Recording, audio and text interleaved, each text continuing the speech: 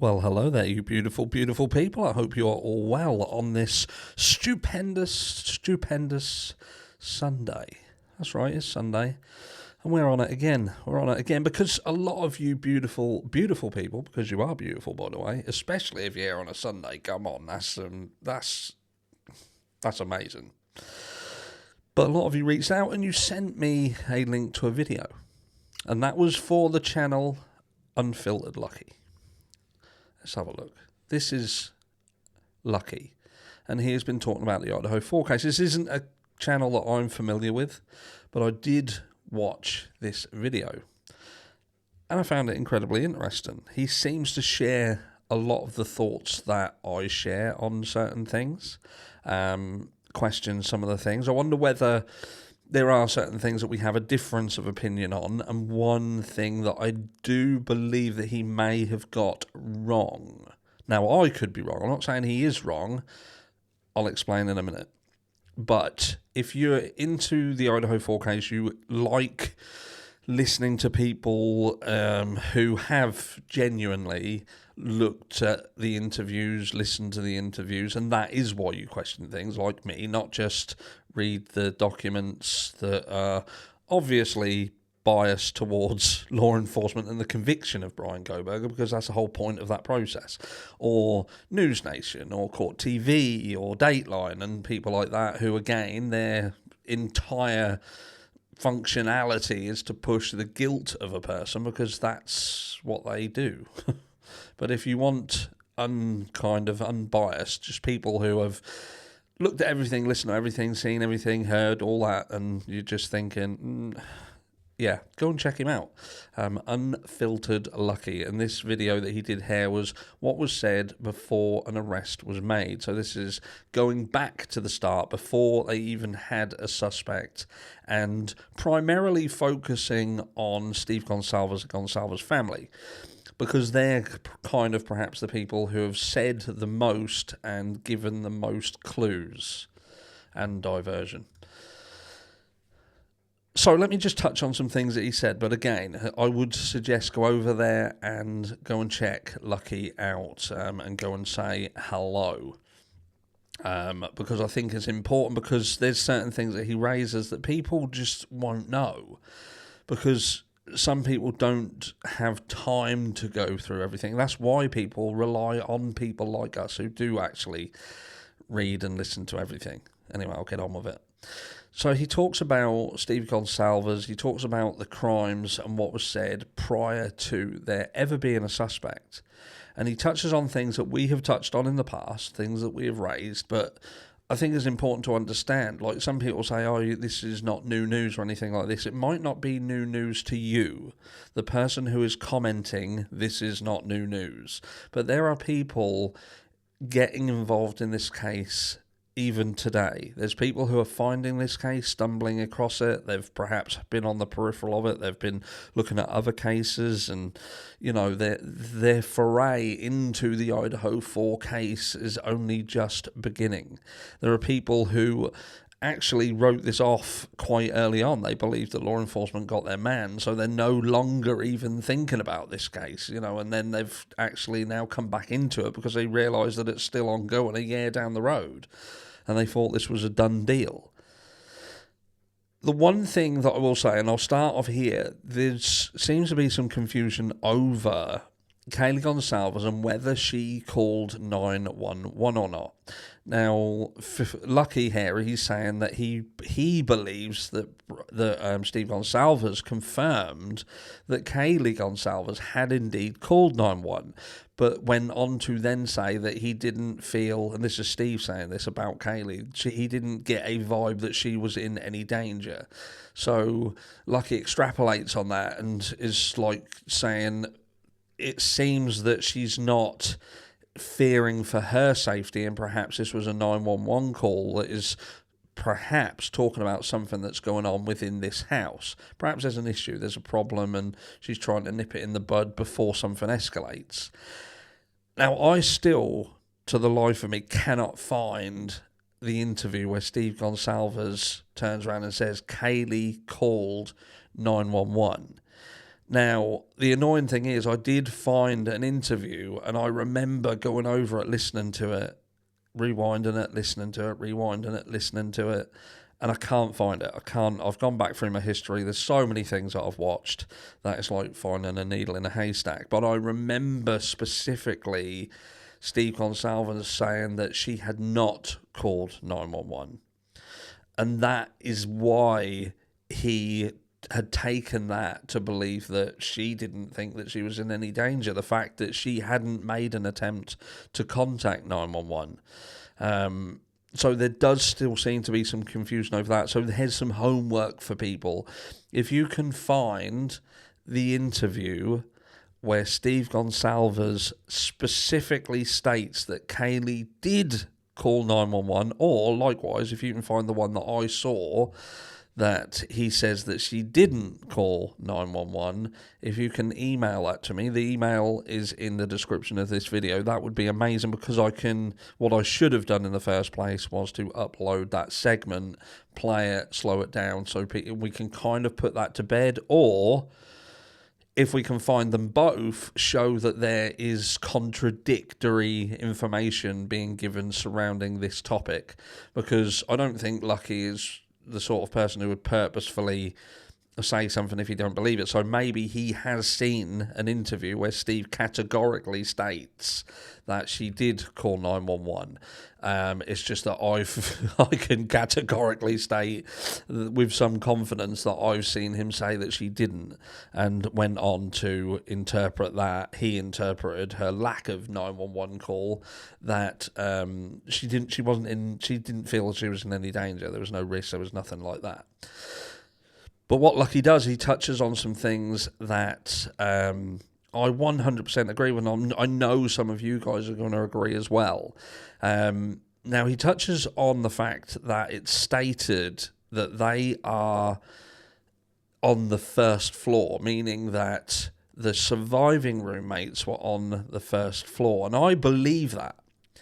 I believe that these two surviving roommates were indeed on the first floor. I believe that it was law enforcement that moved Dylan Mortensen to the second floor in order to become a witness. That's what I believe. I believe they needed a witness. They needed an eyewitness, someone to tie the loop, so to speak, on the time frame that they would push. We know this time frame is shifted, but they needed to tie the White Honda Elantra in. They needed to tie everything in together, and the only thing that would have done that is to have an eyewitness. That's what I believe. I'm not saying I'm right, but that's my belief. My belief is that Dylan Mortensen just wasn't there. I believe that if Dylan Mortensen was on the second floor, then this crime potentially wouldn't have panned out this way. I believe there could have potentially been another victim, and that victim would have likely have been Dylan Mortensen, because I don't think who did this crime would have left anybody on that floor. Especially someone who has apparently come out of their room and shouted up the door for them to shut up. And I'll tell you for why, because I've said this multiple times, and that is that this person had entered this house, unless he knew these people, unless the person who did this knew these people and knew that these rooms would be unlocked, he would have access to these rooms, and knew who was going to be in the house, then we have to assume that he went into this house with certain intentions. And those intentions would have been to, one, face off against a house full of people. A house full of people. Because there is no way of knowing how many people would have been in this house as soon as that person entered. You have to assume, furthermore, that if the rooms would have been locked, he would have broken into those rooms and attacked people in those rooms. You must assume that he either knew that the external door was unlocked, or he was willing to break into it. Or was it simply a chancer? And the only reason that this happened is because they happened to have an unlocked door.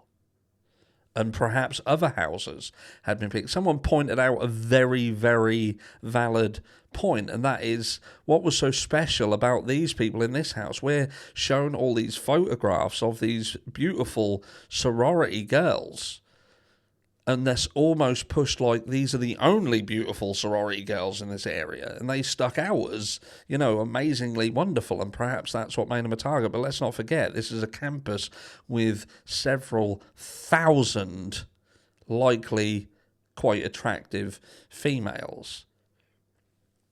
So why did these ones stand out so much? Anyway, I digress.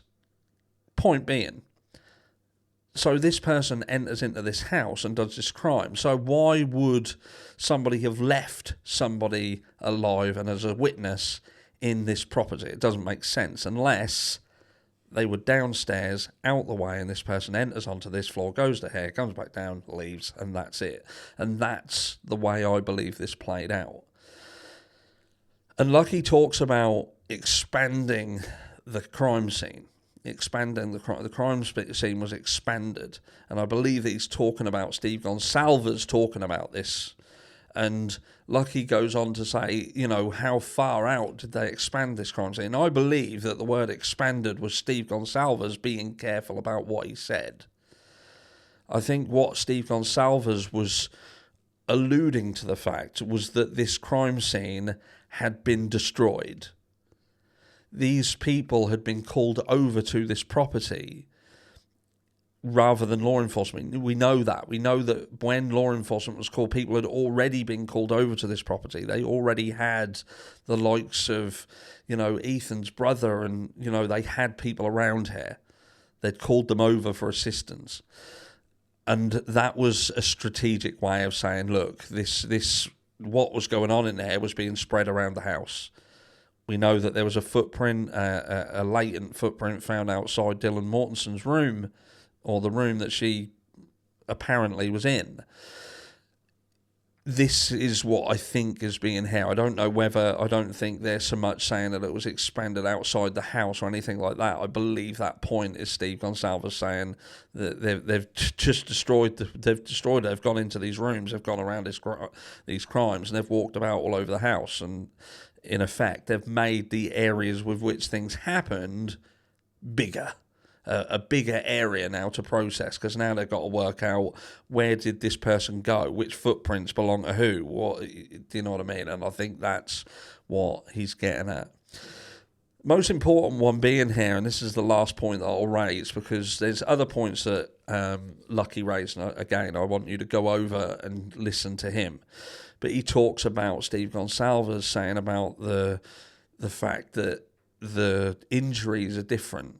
The injuries are different, and this is in the same interview where Steve Gonsalves points out that this person didn't have to go upstairs.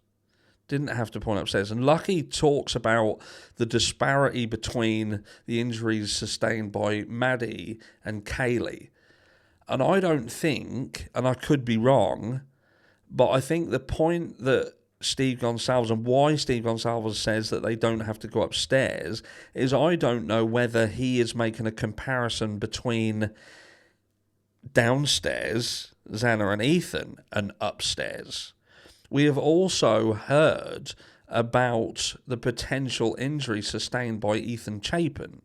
And if those injuries are actually accurate, what were apparently sustained by Ethan, then his injuries are actually the injuries that stand out more than anybody's. Because they're very, very personal. Let's not forget that Ethan was an athlete. He was a very strong and he was... That was something that was quite personal, if they were accurate. The injuries apparently sustained to the legs. That is like, I'm taking away your power. That's almost like Samson's hair being chopped off. Do you know what I mean? And for Steve Gonsalves to state that they didn't have to go upstairs, was Steve Gonsalves actually given a nod to the fact that he knew about what had happened earlier on in the evening? We know that the Gonsalves family had stated that they believed that this crime was, and this was initially, by the way, that they felt that this was done by somebody who knew these people. They knew the victims. They were quite close to them. Let's not forget, these guys were at ground zero, and you can imagine what Steve Gonsalves was like. He'd have been like a bull in a china shop early doors. We've heard the fact that there is a likelihood that he himself done a body search on Jack.